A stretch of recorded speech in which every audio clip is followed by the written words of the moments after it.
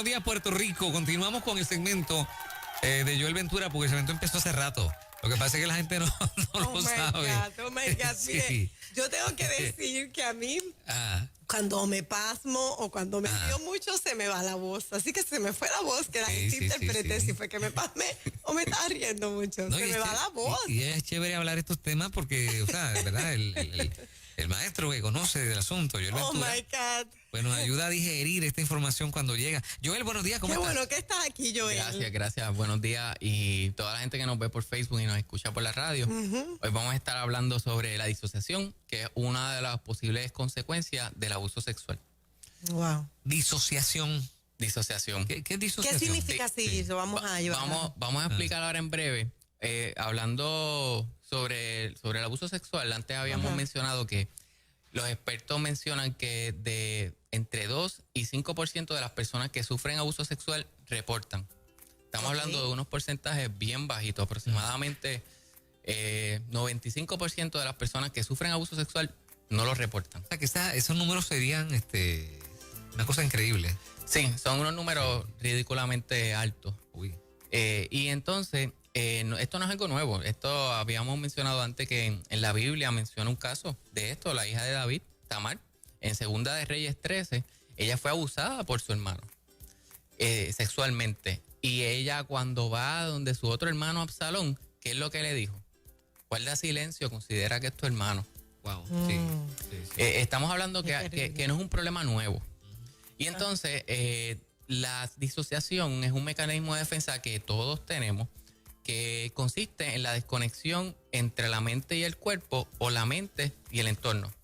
Es una forma en la que nuestro cuerpo nos protege ante un evento muy estresante, doloroso, hostil y amenazante. ¿Y eso es positivo o eso es peligroso? Bueno, sí, es positivo, es bueno si estamos en un momento donde nuestra vida está en peligro o es demasiado doloroso. En un caso donde hay un abuso sexual, la persona es muy probable que se desconecte y que no recuerde parte o todo. Eso pasa mucho, o sea, te encuentras con gente que de repente se le van despertando recuerdos que no tenía idea de que estaban ahí. Sí, sucede bastante. Personas que no solamente lo que es el abuso sexual, porque la disociación no es un mecanismo de defensa exclusivo para el abuso sexual. Hay personas que he trabajado que recuerdan después de 20 años, después de 30 años, que estuvieron en violencia doméstica cuando niños y que hubo momentos en que atentaron contra su vida. El padrastro, el papá, y eso estaba bloqueado. Eso no lo recordaban y de momento empiezan a venir esos recuerdos y dicen, diantre, y todo eso empieza a afectarles y a atormentarles. Wow. Entonces, la disociación nos pasa a todos, como yo les dije, no solamente es algo exclusivo de las personas que sufren abuso sexual, y en Arroyo de Bichuela la forma más común es estar espaciado, para que vayamos entendiendo qué es la disociación. Y quiero mencionar algunos de los síntomas. Como que es un viaje. Exacto. Quiero mencionar algunos síntomas, a ver si nos da tiempo de abrir las líneas, para que las personas que nos escuchan puedan ir identificando, ok, esto me pasa mucho y yo no sabía que era disociación. Primer síntoma, estoy hablando con alguien, estoy mirando a la persona a la cara y de momento la persona me pregunta, ¿qué yo te dije, Joel? Wow. Y mi mente estaba en otro lado. En otro lado. Y yo no le puedo decir lo que me dijo. Wow. O nos ha pasado que estamos guiando, llegamos a algún lugar y fue como en piloto automático, no nos acordamos de parte del camino o de todo el camino. Es como una desconexión de repente. Exacto, sí, la disociación es una desconexión que puede ser entre la mente y el cuerpo o la mente y el entorno. Y no es consciente. No, exacto, sí, es algo que por lo general no es algo que hacemos adrede. Sí, parte de la situación es que en momentos donde mi vida está en peligro o es muy doloroso, como si por ejemplo yo tuviera un accidente de carro, me quedo atrapado en ese vehículo por varias horas, no me pueden sacar y hay algún hueso de mi cuerpo roto. El yo estar presente y sumamente consciente del dolor y de la situación puede provocar que empeore las cosas. Pero mi cuerpo, como Dios nos ha dado muchas capacidades, mecanismos de defensa, exacto, pues se desconecta. Y puede ser que yo no recuerde parte del evento o todo, que borre cinta. En esos momentos nos ayuda, pero si la situación se empieza a dar, la disociación, cuando yo estoy en el culto o en el salón de clase, o en el trabajo. Y para mencionar otro de los ejemplos, otro de los síntomas, estoy en el culto, en la predicación, estoy mirando al pastor, él está en este lado, no me doy cuenta de que él está caminando de lado a lado y ya él está por acá y mi mirada se quedó para acá. Y cuando despierto, me doy cuenta de que yo estoy mirando a la nada y el pastor estaba ya por allá, o el maestro. ¿A cuánto nos ha pasado que olvidemos el caso de los tristes de padres que han olvidado que tienen a sus bebés en el carro? Ajá. Y eso es algo que le puede pasar a cualquiera, porque el estrés es un detonante, puede ser un detonante de la disociación. Y ¿quién no tiene estrés sobre todo en estos tiempos? A Aymari le pasó, a mi esposa, cuando las nenas eran chiquitas, en una ocasión ella iba a llevar al cuido a una de las nenas, se le olvidó y iba directo al trabajo. Cuando de momento, gracias a Dios, ella escuchó que la nena estaba balbuceando, dijo, espérate, si la nena está atrás, y pudo llevarla y no ocurrió una tragedia, ningún problema. Pero son cosas que nos pueden pasar a todos. Sí. Y entonces, hablando de los otros síntomas, para que estemos pendientes, a nivel fisiológico, puede ser que la disociación se presente cuando sentimos un malestar en la mirada, un malestar de cabeza, o que sentimos que alguna parte del cuerpo está anestesiada o adormecida, no la podemos sentir. Muchas veces son los pies, no puedo sentir los pies, se sienten ligeros, eso ya es un síntoma. Y otro que suele suceder mucho es que estoy con energía, estoy normal y de momento siento un cansancio abrupto, intenso y empiezo a bostezar. Y a veces puede ser con ciertas personas que yo empiezo a bostezar y que me sucede esto. Conocí a esta persona que su papá era militar y pues era bien rígido y hubo abuso físico y emocional. Y cada vez que él escucha el tono de voz de una persona que se parezca a su papá, él dice que él se va, se desconecta. Y entonces ahí es donde nosotros necesitamos trabajar y aprender ciertas técnicas para poder manejar lo que es la disociación. ¿Por cuánto tiempo, Joel, tiene que haber este tipo de maltrato para que cause esta condición? O sea, ¿cuánto tiempo es suficiente para que haya disociación? Mira, primero que nos puede suceder, a todos nos puede suceder. Hay veces que no necesariamente tiene que ver el factor tiempo, puede ser a lo mejor un solo evento, pero que fue tan y tan doloroso que entonces provoca que esto se convierta en algo frecuente. Pero siempre es un síntoma. Siempre es un síntoma. No, qué bueno que lo menciona.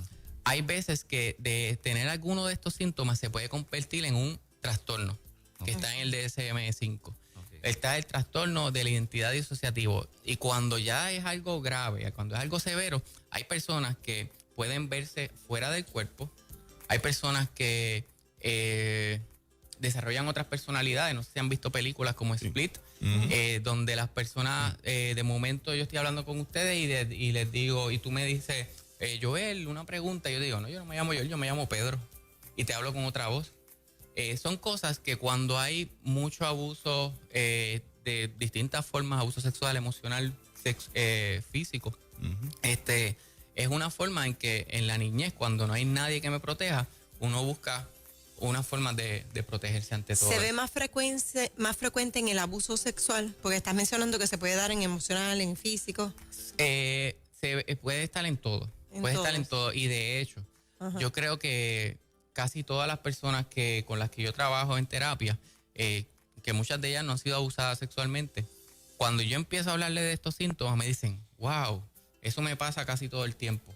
Lo de estar guiando y no acordarme de parte del camino, lo de desconectarme, estar leyendo un libro y de momento sentir como si yo estuviera ahí y no darme cuenta de lo que pasa alrededor. Okay, pero la disociación no es falta de interés, falta de atención, de memoria. Puede ser que aprendamos a disociarnos en esos momentos que no hace falta. Por ejemplo, cuando hay falta de interés o me siento aburrido, en ese momento no es un momento de vida o muerte. No es un momento de peligro. Y entonces ahí es que viene parte del problema. Porque si yo estoy disociándome porque me aburro en el trabajo, me aburro en la clase, pues ahí voy a tener consecuencias que no quiero. Me gustaría que el público en esta hora pueda compartir, ¿verdad?, sus inquietudes, experiencias, preguntas, dudas en la línea de este tema al 787-993-9700. 787-993-9700. Si te parece que por primera vez estás escuchando cosas que pueden describir tu situación y como que no lo habías relacionado, este es el momento para que aclares dudas con Joel, nuestro recurso esta mañana. Y tenemos llamadas adelante en ruta. Buenos días. Hola, buenos días. ¿Conmigo? Sí, claro que sí. Adelante. Estoy justo llegando al trabajo, así que voy a ser breve porque llevo 10 minutos de atrás. Por estar escuchándote, Joel, que está espectacular. Gracias. Resumo, 47 años de edad, entre las edades de 7, 8 hasta los 11 años aproximadamente. Fui víctima de intento de abuso sexual por parte de un hermano de mi papá. Lo mantuve en silencio porque yo era bastante brava y valiente y me defendía y no permitía que pasara más allá. En un momento ya no pude más y se lo comparto a una hermana de mi mamá que es trabajadora social. Ella obviamente interviene y se detiene el proceso de intento de abuso sexual. Como yo lo manejaba, y ahora escuchando a Joel me doy cuenta, en las noches yo creaba un mundo imaginario para poder dormir. Y yo entraba en ese mundo imaginario. Me imaginaba, qué sé yo, una playa, yo en otra vida, yo compartiendo con una familia, yo una familia ideal. Oye, me emociono y hacía tiempo no lo compartía y me emociono, así que gracias por eso, Joel. Y me metí en ese mundo imaginario y siempre trataba de agradar a costa de mi propia felicidad. Aún de adulta lo voy manejando, ¿verdad? Con terapia psicológica, con centro holístico para la humanidad, con talleres de crecimiento, y lo fui manejando. Y también en un momento dado, cuando estudiaba bachillerato, maestría, yo me daba cuenta de que yo me iba, de repente me desconectaba, y yo decía, ¿de qué habló el profesor? Porque yo como que me perdí. Así que sí, valido lo que Joel está diciendo, porque fue una experiencia que aún hoy, para sorpresa mía, me toca cuando yo pensé que yo lo había superado. Pero es una experiencia muy difícil, ya sea abuso o intento de abuso sexual. Y gracias, Joel, por eso. Wow. Gracias a ti, amiga, por contar tu experiencia, de verdad. Sí. Yo creo que mucha gente se identifica. Sí, sí, definitivamente. Y fíjate que no hubo el acto como tal. Per se, fue el intento. Sí. Y aún así, ¿qué daño causó? Sí, nadie está preparado para eso, y menos a esa edad tan de niño. Vamos a más. Sí. 787-993-9700 está disponible. 787-993-9700. Joel, un intento de abuso sexual y el abuso sexual. Dos eventos diferentes que ella estuvo en el intento. ¿Cuán dañino es uno del otro? ¿Son iguales? Ambos pueden ser igual de devastadores. Sí. Cada caso es un caso. Cada caso, exacto, sí. Como hubo el caso de la explosión de Río Piedra hace años. Hubo una persona que sufrió heridas durante la explosión. Hubo otra que no sufrió heridas, solamente su edificio donde trabajaba se vio afectado. La persona que sufrió las heridas pudo regresar después que se reconstruyó todo. La otra persona nunca pudo volver. Wow. Y no sufrió heridas. Así que ahí es donde no podemos minimizar. Somos un mundo, cada uno de nosotros. Sí. Qué interesante. Adelante, en ruta, buen día. Amén. Anónimo.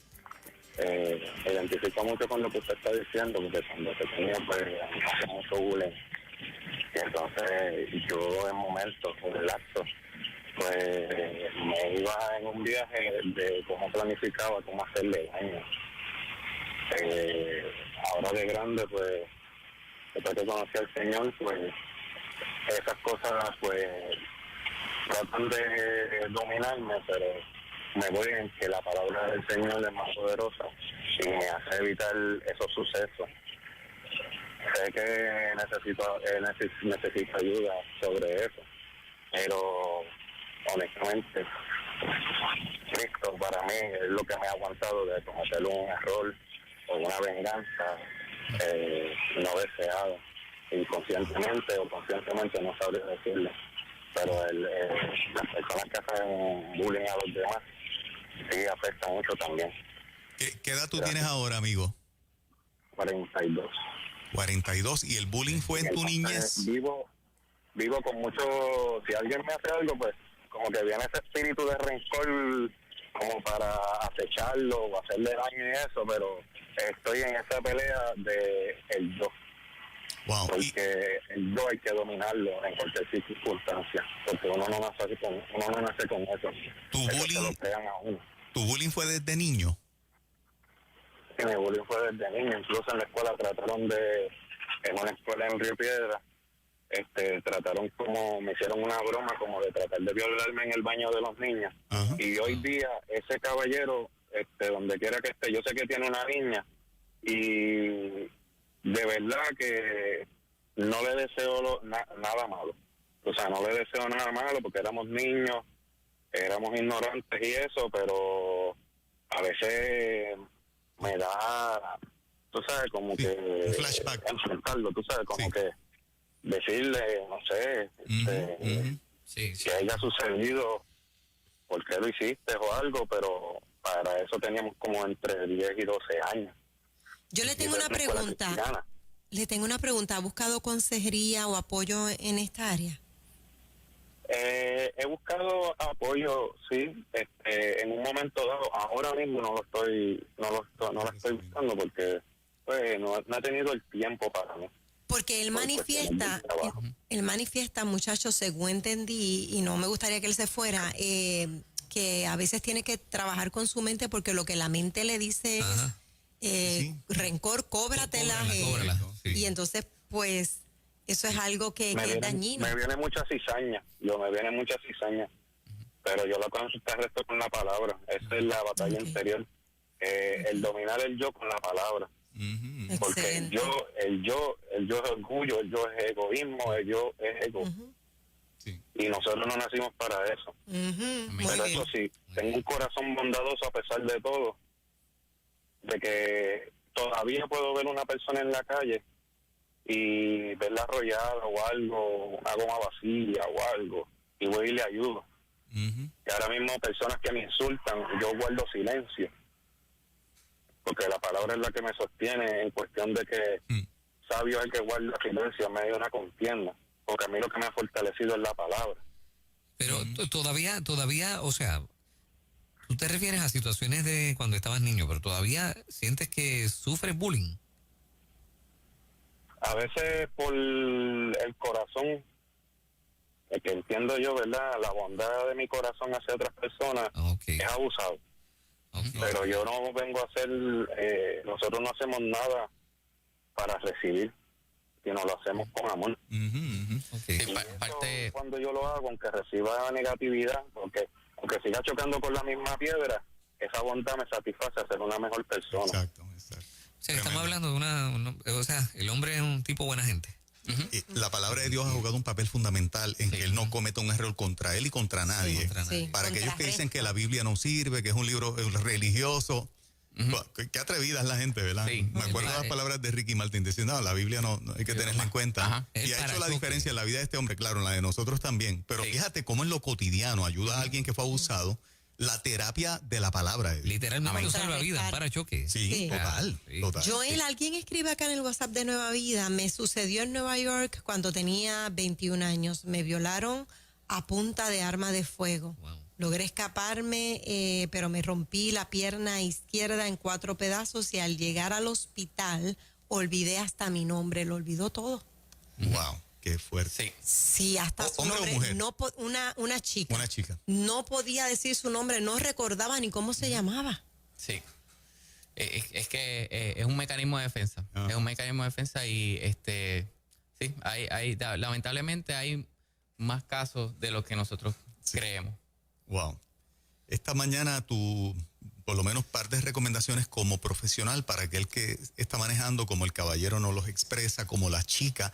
Fíjate que todos ellos están progresando tremendamente y Dios y su palabra han jugado un papel fundamental, pero todavía en sus 40 y pico tienen sus luchas, tienen sus flashbacks, tienen sus momentos, ¿verdad?, de que les afecta. Sí, yo creo que el rol del grupo de apoyo y el rol de un profesional que esté capacitado en esta área para trabajar con trauma es bien importante. Grupos de apoyo, hay un grupo que se llama ACA, que es Hijos Adultos de Padres Alcohólicos o Familias Disfuncionales, y ahí se trabajan mucho los traumas. y también entonces pues un profesional. Dentro de las técnicas que se sugieren para contrarrestar la disociación es el grounding, o en español anclaje. Una de las cosas que pueden las personas que nos escuchan cuando noten si están disociados o no, dicen, espérate, me está pasando, yo creo que dijo Joel, pues algo que primero le enseñamos es que notemos cómo se sienten nuestros pies.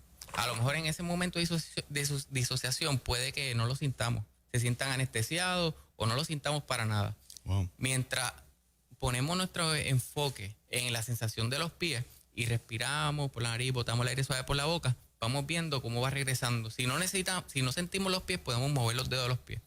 O podemos entonces mencionar colores alrededor.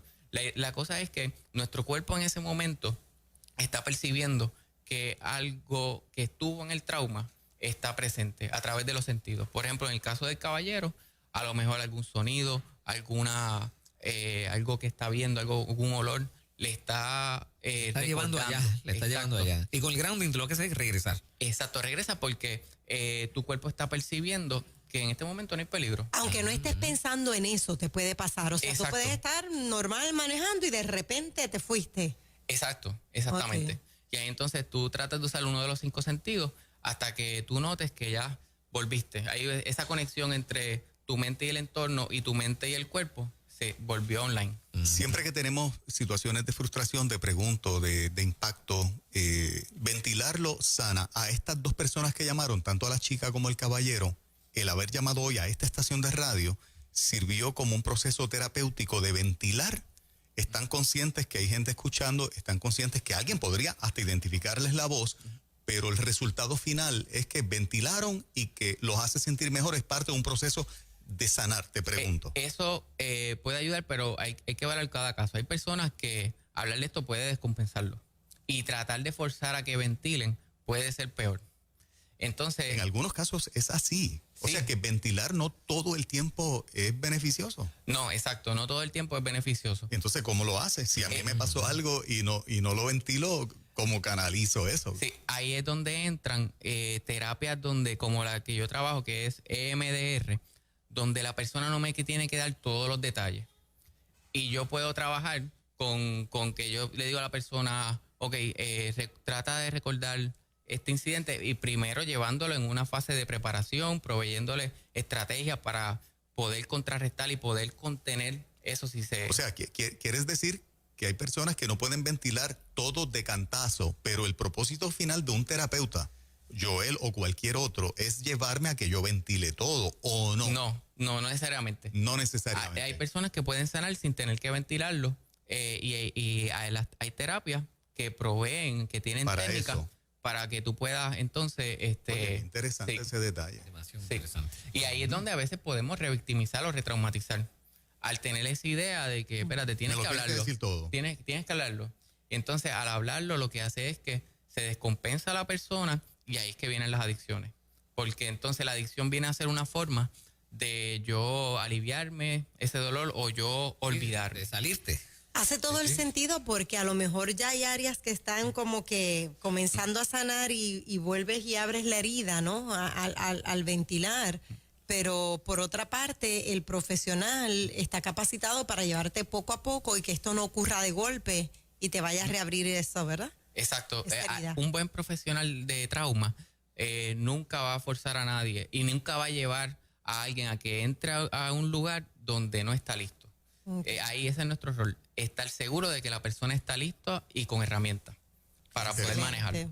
Muy interesante. Sí, Joel, toda la gente que necesita ayuda y te quiere contactar, ¿no? Mira, pueden verificar en Facebook, perdónenme, en YouTube, en mi canal de YouTube, Consejero Joel Ventura. Ahí hay videos explicando este tema y otros relacionados.